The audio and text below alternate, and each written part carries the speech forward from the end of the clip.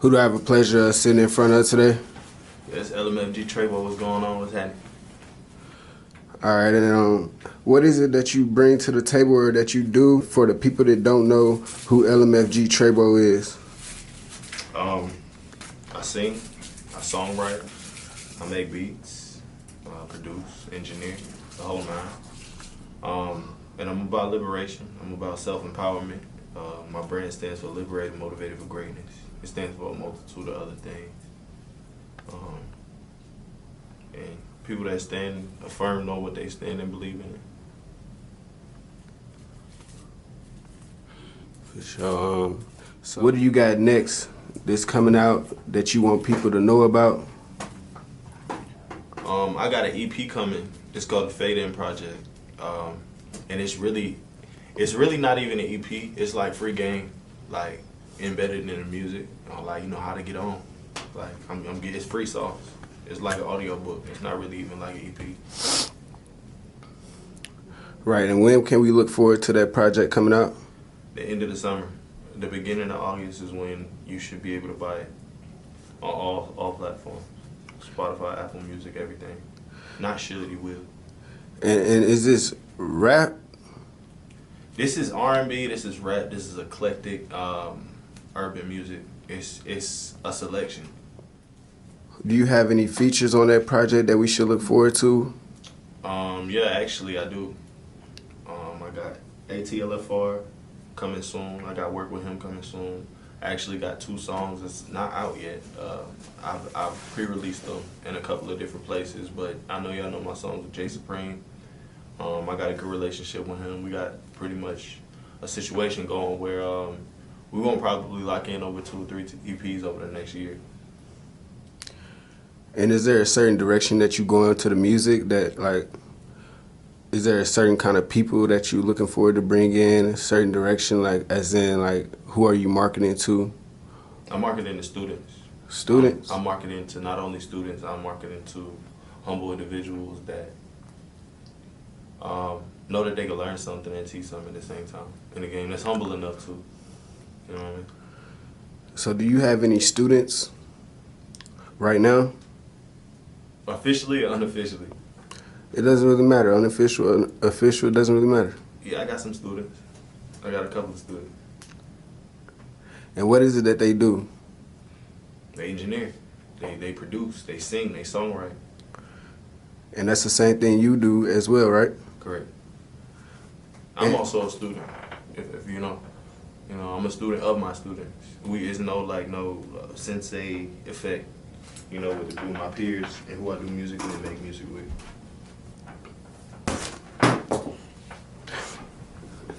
That nigga sucked, don't he?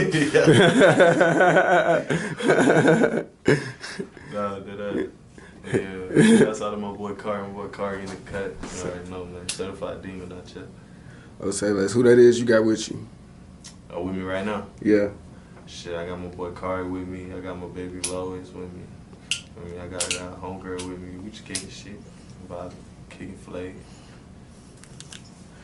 You mind if they say what's up? Yeah. Say what's up. What's going on, y'all? You know, they behind the camera, you know what I'm saying? But man, hello, man. I don't know what the fuck happened, man. you know what I'm saying? Big BN5, Big PRG. I know who this is. I ain't gotta say my name. And the man, my only shout outs, you know, I got shout outs to ATLFR family, you know, whole ATL family, FR family, whole CBT, whole LMFG, the whole 621, man, everybody, man. And could you shed some light on who LMFG, 621, and who are these groups that you just named? Students, teachers, family. I mean, that's where fans start, and that's kind of why I want y'all to go ahead and buy this EP coming out by the end of the summer, because I talk a lot about, you know, people I involve myself with and the roles they play in my life and how they not only sculpted me, but, you know, what I embody every day. You know, this is the people I'm around every day. I anthemize my music and, you know, the struggles we go through every day as peers, you know, whether it be not sitting on the corner, but you know, just being out. You know, walking up and down the street, you could be just going to get wings, you should be rolling and shit like that. You know, struggles that come with that. It's things that come with that. And I talk about, you know, how to get through them as a regular individual, you know, with an extraordinary mind. You know. Okay, so like, how long is the process of you making one song or a complete song that you feel like you can put out? What's the process on that? I got songs that done took me a week. I got songs that took me a day. I would say, depending on the type of music you want out of me, it really depends. It's gonna depend on the process. If you want a project out of me, I would say I want a 5-project song. You know what I'm saying? So I really couldn't give you a time limit on one song because I work on my music in like clusters. You know what I'm saying? Like I might have a feel and I might not even be able to get that shit out in one song. I might fuck around and make 3-4 songs in the same effect. But you're gonna get a marketable product out of me, for sure. So if someone was to put you on the spot and say, hey, can you freestyle something for me? Would you be able to do that? You said what? If someone was to put you on the spot and ask you, like, you're an artist, right? Yeah. I never heard you before. Can you freestyle something for me? I could. I definitely could. Freestyle something for me.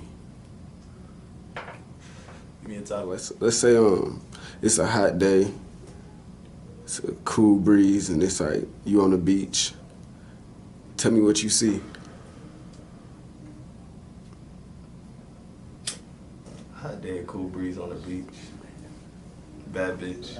Suntan like a peach. I don't know. Give me another. Oh, that was hard though. All right, we gonna come back to it. Look, that was hard though. I like that. I like that. See, most people like they give up. At least you tried. You know what I'm saying? I heard you said you made beats, right? Yeah. Could you take us through the process of making a beat? Yeah.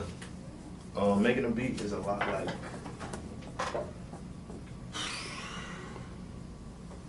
Honestly, it's like decorating a cake. That's the best way to do that shit. Like, you gotta work with the texture of what you're dealing with. You gotta like understand like the outline of like how your shit is gonna be structured, like your song. And as you layer your song, you know, you don't put all the decorations on the first layer of the cake. You dig what I'm saying? Like you kind of like you theme it. I start with the bass. A lot of producers, they'll start with like a synth or like a piano or something like that. Me, I don't really fuck around with the melodies until the end of the beat. Mainly, I start working with the bass, go from the bass to the snare. After I lay the percussion, that's like the cake, the boring part.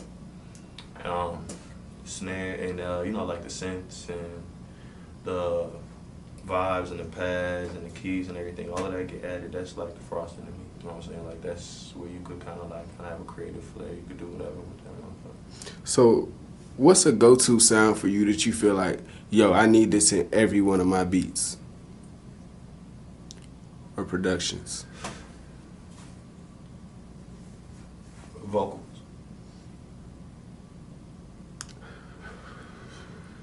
So is that like a sample or something that you're creating inside the tracks? I think for a song to be a song,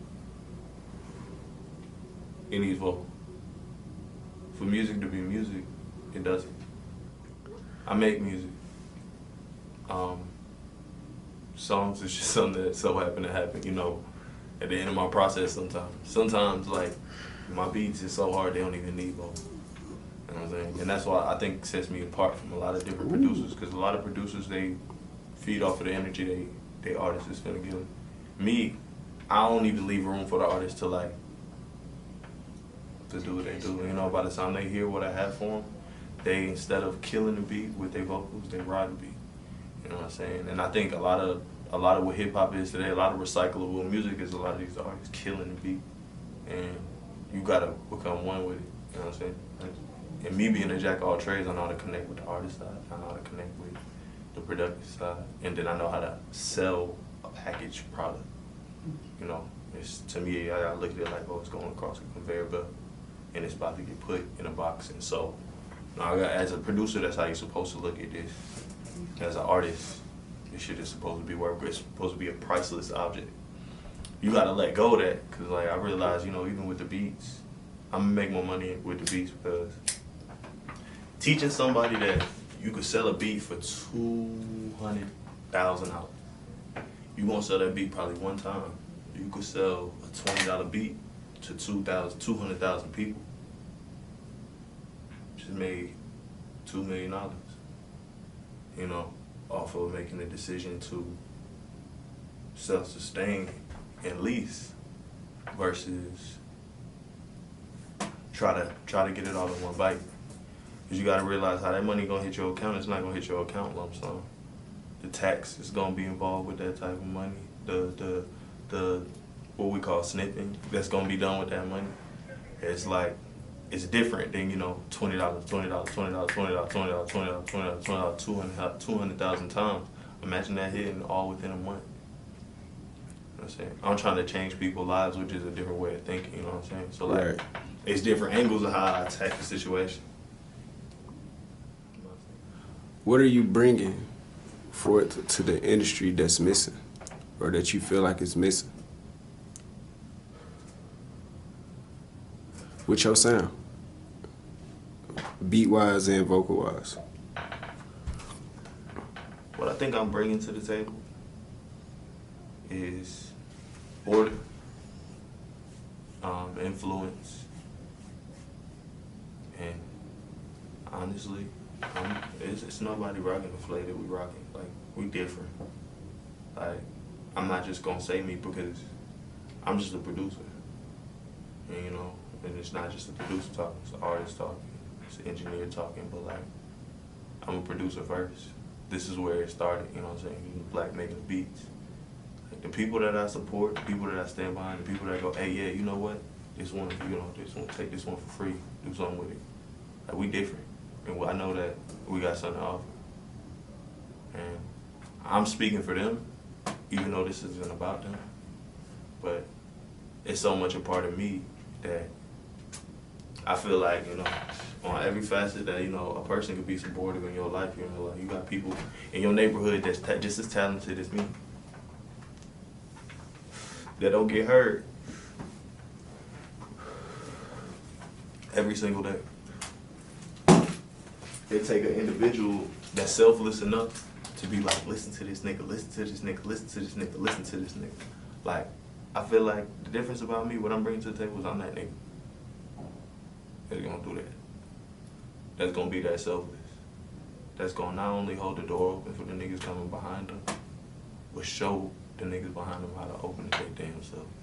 You know what I'm saying? And I'm looking in the camera saying that because, like, bro, it don't get no realer than that. Niggas in the industry right now is paying millions of dollars for that nigga on their team to keep them there. And, you know, it's not about the money for me. It's about being liberated, being able to do whatever you want. And this is what we bring to the table. This is what I'm bringing to the table. You imagine yourself getting an award, right? Yeah. Is that more on the vocal side or the producing side? The producing side. So tell me a few people that you would like to produce for that you feel like could possibly put you in a position to get you that award. Okay. This is gonna be straight, clear-cut business, and then I'm gonna tell you the ones that I just really want to work with. Okay, That's cool. fair? That's fair. All right. And you got to tell me as like if you collabing with them as a producer or if you collabing with them on a song. Okay. All right, for sure. Okay. For number one, I'm gonna say right now, NBA, young boy. Fucking with you, little bro. Like, for real. For the simple fact that he knows how to move mass media in such a way where, you know, if you look at like where his influence is, where he's at on the billboard, speaks for how he knows how to jump from, you know, hit to hit to hit to hit and staying in the position that he is. You know what I'm saying? That takes a certain control over mass media. I don't know how he's doing it with merchandising, sales, streams, whatever. You know what I'm saying? It don't matter. If you're able to control that amount of mass media, nobody can say you're successful. So I will produce whatever you need. You know what I'm saying? Call me. Next, Drake. Immediately. Same. I produce whatever you need. You know what I'm saying? For the simple fact, again, influence. If Thug was out, if I could produce a song for Thug right now while he locked up, I know it'd be probably the most controversial track, mixtape, whatever the hell it is. Thug called me behind that wall, bro. It makes some goddamn, makes some shake. Who else? There's a couple of people. ESTG, fucking with Lil Bro. I'm just gonna give you 5 on the business too.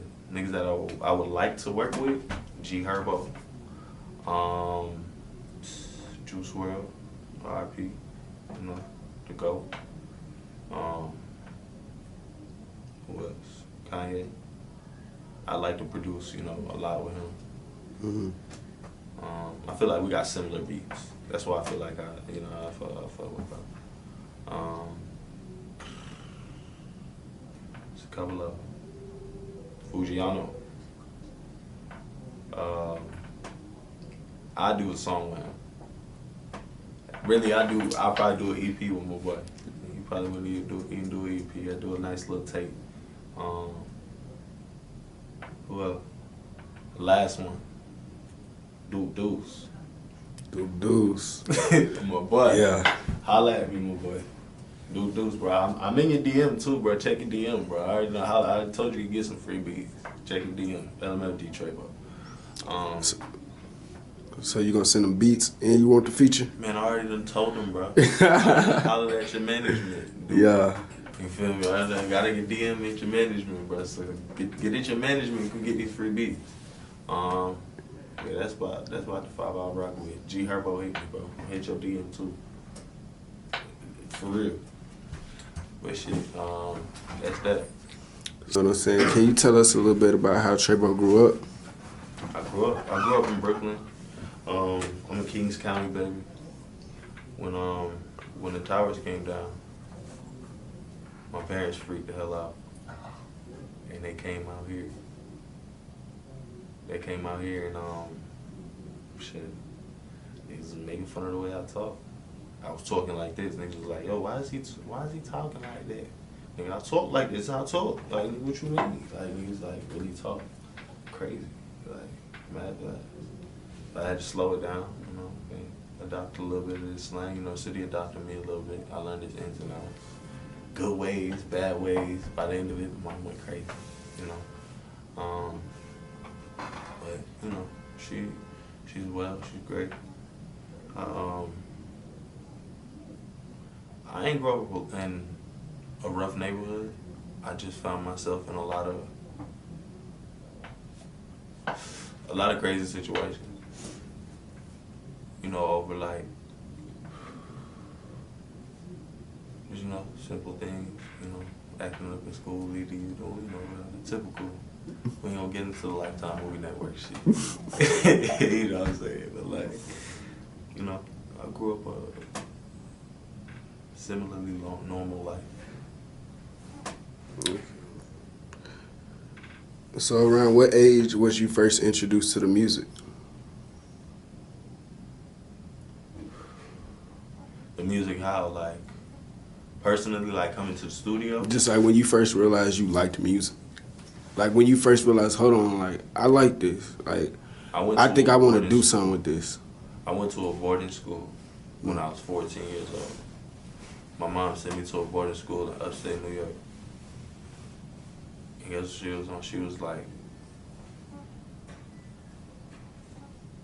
she ain't even know that I did music, like knew how to play the piano, fuck around with the piano or whatever. So we walking around one of the boarding houses, and I think the boarding house was called like Algonquin or something like that. So we walking around, they walking around upstairs in the house, and I'm downstairs fucking around on the piano, and I just start playing that motherfucking like little tune I know. And then she just like came down the stairs down there in tears, like, I didn't even know you know how to play. She just was so, and she just wanted me to go to the school so bad. Ended up going to the school, and this little Korean kid, short ass nigga, named Jayu, about this tall. I'm tall as hell.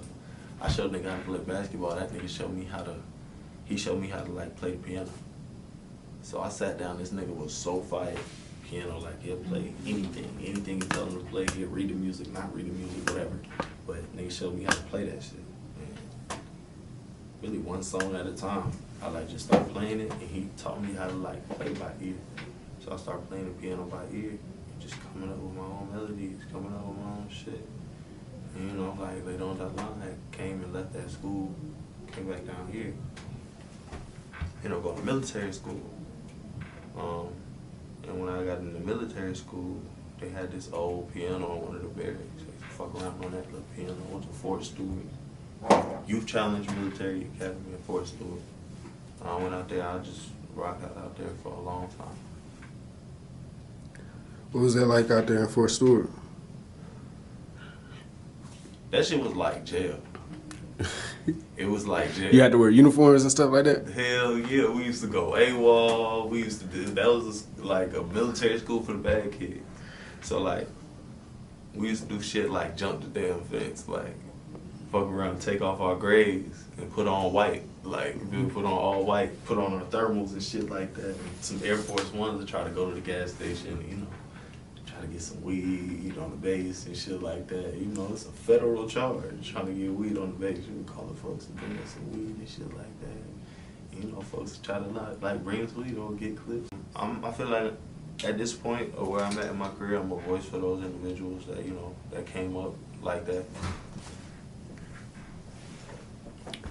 Metro Boomin, you know, like being like one of them individuals, you know, like as well, you know, in his era, like in my era, like I could definitely say in the city of Atlanta, I'm one of those spokespersons that walk, like them kids that walk around with a laptop in their backpack, you know, that they don't call producers, or don't get the credit for being producers. I'm their spokesperson. We produce. Like we go out, we get it done every day, you know. And they go pack his camera every day and go out and you get work, bro. Yeah, we hustlers, bro. But a lot of people, they ain't about their business in the city. That's what I'm gonna say. Just because you working with artists out here in the city of Atlanta, that don't mean you getting nothing done. A lot of these niggas say, I mean, I'm pro Atlanta all the way. I love Atlanta. And you know what I'm gonna say is like, shit, Atlanta gotta clean it up. You know, like, it's niggas out here getting work done, for real work done. Like, shit, like my boy ATLFR, like, I'm just on the camera tip. Like, bro, my boy get 3 jobs done a day, like it's drinking water, bro. Like it ain't nothing. Like I done locked in with artists, you know, in the studio, you know, like they're not gonna put in that solid 4 hours. Me, bro, like being a jack of all trades, I will sit there and record myself for 4 hours. My boy ATLFR sit there and record himself for 4 hours. Like work ethic come first, you know, that come with liberation. You know, liberation and motivation, you know. That's the only way to be great. I'm gonna leave it at that. Alright, so when it's all said and done, and everybody knows who Tr3y is, LMFG, and everybody is, who are all your people, they know everybody. What's next for Tr3y? I gotta get back. Give everything back. And that's my word. How you plan on giving back? To be honest with you, I'm gonna give you the realest answer ever. I'm gonna know when I get there. Nah, no cap. and that's what a real nigga gonna tell you, bro. Yeah. If a nigga tell you anything else, he lying. He lying to your ass. Straight up.